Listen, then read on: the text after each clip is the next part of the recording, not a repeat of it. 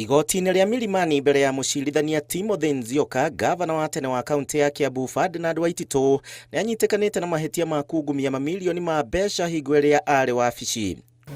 Harĩ mahĩtia 12 marĩa athitangĩirwo agĩkuruhanio na ungumania wa ciringi mirioni588, anyitĩkanĩte na mahĩtia 9. Jaji Nzioka akiuga atĩ akarekereria itua rĩake mũthenya wa rũciũ.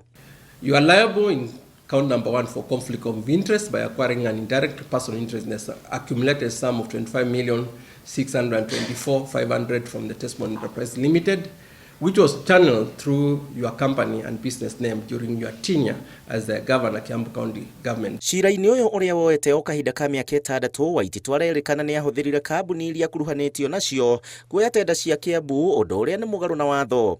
He admitted signing the contract produced as Section number 61 together with his wife, Beth Wangeshimburu. Cheke then produced in the minutes of Testimony Enterprise Limited, D5 Exhibit 1, Roman 1 to 5 in support to contention that the wife was least involved in the matters except for her role in the signing the contract. Mwena-inĩ wa thitango nĩ ũrĩtie igoti rĩtue matua megũkorwo marĩkĩonereria kũrĩ atongoria angĩ, gũkũ mawakiria mwena wa Waititu makĩũria igoti rĩmũiguĩre tha. Sentencing serves a number of objectives,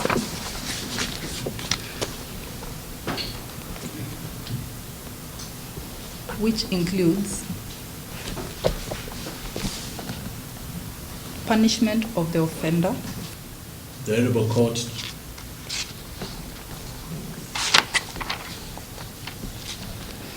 to raise mercy and to tamper mercy with justice,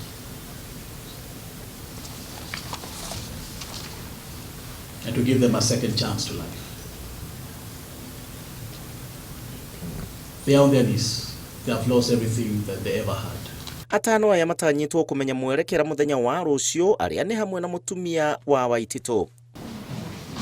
Nĩ cira ũrĩa woete o hakuhĩ mĩaka 6 ũgĩkuruhania gavana wa tene wa kaunti ya Kiambu na ungumania hingo ĩrĩa aikarĩire wabici, na rĩu muthenya wa rũciũ nĩguo akamenya ũrĩa itua rĩgĩgũtuo.